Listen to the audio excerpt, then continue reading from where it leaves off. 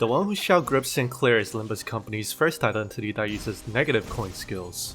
Let's go over the implications this has for how he plays. Positive coin IDs are at their strongest at 45 sanity points, or SP for short, when their coins have a 95% chance of flipping heads. In contrast, negative coin IDs like the new Sinclair are at their strongest at low SP when their odds of rolling tails is highest. Unlike positive IDs, the SP gain from winning clashes actually decreases your odds of winning subsequent ones, while losing increases the odds. Luckily, both his skills and his passive limit his SP gain, so you can keep him from becoming too mentally stable.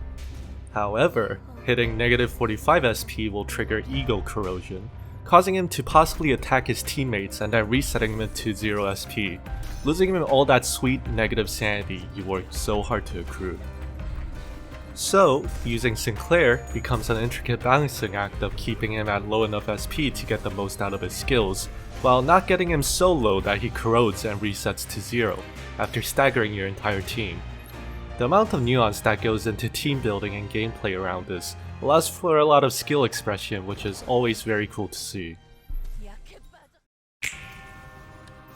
Now, since Sinclair is the first negative ID, there aren't any other great units that we can compare his numbers to, but what we can do is look at the max and min values of other positive IDs, while keeping the nuances of negative IDs in mind. Sinclair's skill 1 peaks at 8 and dips to 4 when dealing damage, but it's important to note that in clashes, the lowest value a negative skill can roll when only one coin is left is the base value minus 1 times the coin's value. So overall, the skill cannot lose to a roll of 6 or less assuming no buffs or debuffs. Positive skill ones like Rifle Purge generally have values that go from 3 to 11 in comparison.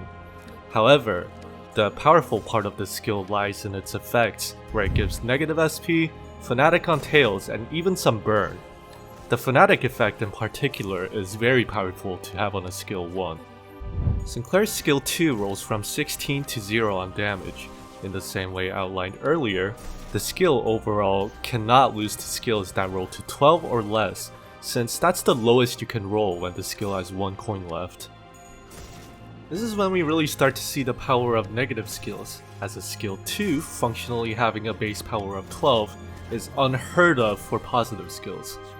However, this is also when it becomes important to talk about the nuances of negative skills, as this would really only happen when you're down to 1 coin. So, while you have powerful clashing potential no matter how high your SP, being in this situation really nukes your damage potential, and is not ideal. Kinda like R. Heathcliff when he runs out of ammo. Speaking of which, this skill has somewhat comparable rolls to buffed R. Heathcliff skill 2, which also has 4 coins and similar ranges. However, the fact that tail skills start at their highest value and go down as you hit heads, as opposed to head skills that have to work their way up when dealing damage, means that tail skill damage output potential is much higher. A max roll Heathcliff S2 adds up to 46, whereas a max roll Sinclair S2 adds up to 64. That being said, getting a max roll Sinclair skill 2 is significantly harder, with the sanity juggling involved compared to Heathcliff, who just has to unga bunga his way up to 45 SP. Additionally, skill 2 has a damage buff when you have Fanatic, which boosts its max damage total to around 70, which is higher than many skill 3s. It also drains some SP, applies some bleed, and has a crap ton of burn. It's a shame that this is the only source of burn count amongst corp IDs, so it's difficult to get consistent burn stacking in this comp. Sinclair's skill 3, oh boy. This skill can roll from 30 to negative 6 on damage, and cannot lose to skills that roll less than 18. Unopposed, it can deal as high as 90 damage without multipliers, 20% higher than a buffed quick suppression. The skill also drains 15 SP, and it has a damage buff on Fanatic much like his skill 2. It's also got a damage buff against mechanical amalgams, which I can see potentially being good against future Refraction Railway bosses. We already have one in the form of the robot admiral right now. But wait, there's more! The second hit raises stagger threshold by 50% of damage, making it easier to stagger enemies. If the target has more than 5 bleed, the third hit will inflict 5 burn, and if you kill with it, you'll get a blunt power buff next turn. How's that for overloaded? Also, fun fact, Grip Sinclair is the first ID where all his skills have different growth values. Let's go over passives real quick. The active passive only requires you to have 2 rat resources, which is brain dead easy to activate, and will reduce by half the amount of SP gain whenever he wins clashes or an enemy dies, which is pretty great for limiting his SP gain. His support passive is a nice generalized blunt damage boost, in case you need to sub him out in Railway for heals. Sinclair's defensive skill is also worth going over as it heals 5 to 10 sanity, which may seem counterintuitive at first, but is useful as a last ditch option for when you need to keep him from hitting that negative 45 SP threshold. Obviously, using a defensive skill means he'll lose out on damage, but if the alternative is wiping out your team, it might be a good option to go for. It also has a Sin type, which is a first for block skills. In this section, I will not be telling you exactly which IDs to go for in every situation, because that would require a level of nuance that I simply cannot fit into this video. Instead, I'll include some of the considerations I feel are significant when building around Sinclair. I'm sure the first thing everyone's mind goes to is the Nails comp due to the sheer amount of synergies these units have to offer. That being said, let's look at which 5 out of 6 N-Corp units we'd want to run. First up is Faust. Surprise surprise, these two are literally made for each other, and we basically always want to run Faust with Sinclair. She inflicts nails, has multiple sources of SP gain, which can be utilized to keep Sinclair's SP from dipping too low, and has multiple sources of Fnatic through whistles and gaze. Nails Heathcliff actually has a pretty nice kit with great clashes and damage. However, his support passive being amazing and his R-Core identity being an amazing substitute for Railway all detract from why you'd want to run him. That being said, his great clash values and damage always make him a solid addition. Encore Merceau gets a lot of flack for his terrible skill 1 values, and its skills 2 and 3 aren't much better, peaking at 12 and 14 respectively, and having only 2 coins to work with. He also lacks Lust in his kit, which makes it more difficult to trigger Faust's passive, and has a pretty disappointing 3 to 5 speed roll. However, the debuffs he has access to in his skill 2 and his base ego can be very powerful in hard content. That, along with his ability to run Pursuance, is a big plus. Next up is Rodian's N-Corp ID. It has decent clash values, great damage, Fnatic on skill 2, and a great passive. The only thing is she only has 1 source of nail, but that shouldn't be a problem with the nails comp. Overall, a great addition to any N-Corp setup. Nail Dawn has great clash values and damage, debuffs on targets with 5+ nails, and even some tremor to top it all off. I would highly recommend her for a nails comp if it weren't for her abysmal 2 to 5 speed roll that's somehow worse than Merceau's. You'll often find yourself not being able to capitalize on her strong clashes due to the fact that you simply won't have the speed to intercept enemies.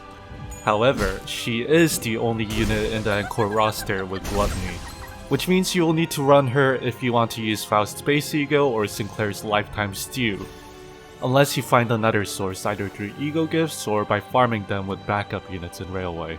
Other than N-Corp, there's no shortage of good stuff like R-Core Heathcliff, 7 Otis, Ting Tang Honglu, that you can stick in a team with Sinclair and find success with, as long as he's with his crazy simp.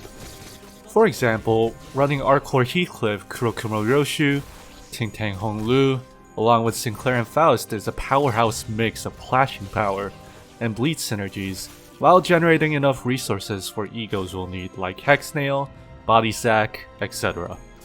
We don't have enough rat skills to trigger Heathcliff's passive, but we can simply supplement his speed with Body Sack. His comp also allows us to trigger Whistle in Abno battles, which is a big plus.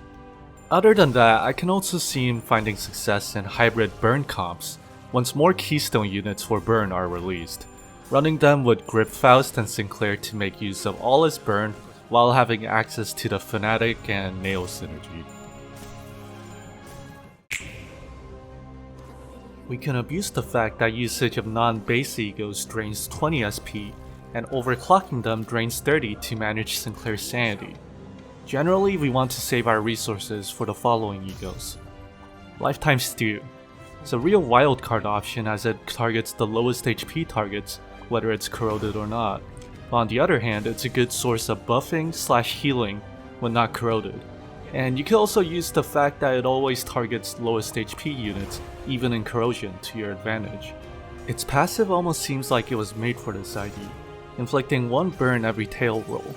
But keep in mind, Encore IDs only have 1 source of burn count. Impending Day is a good source of healing and ego generation. What's not to like? Also, it doesn't wipe your entire team if you mess up your SP management. Pretty good option if you don't like the risk that Lifetime Stew comes with. Hexnail for Faust is an amazing burst option for Encore units, inflicting Pierce and Envy fragility, and the powerful Curse debuff. Representation Emitter provides on-demand SP in case Sinclair goes a little too cuckoo. Amazing ego passive giving 2 power every turn, especially for railway fights that often go below 10 turns. You can definitely tell Project Moon spent a ton of effort making the SP management aspect of Sinclair's kit feel challenging but rewarding. From what I've seen so far, he's an extremely powerful ID that's chock full of damage and is able to make good use of the synergies that Encore has to offer. He'll likely be especially powerful in content like Railway, where you're able to stockpile ego resources to adjust to sanity when needed. That's all from me for now, thanks for watching. Hey Sinclair, I heard Faust was recruiting students into her weird nail cult. I want you to stay away from her. Oh god damn.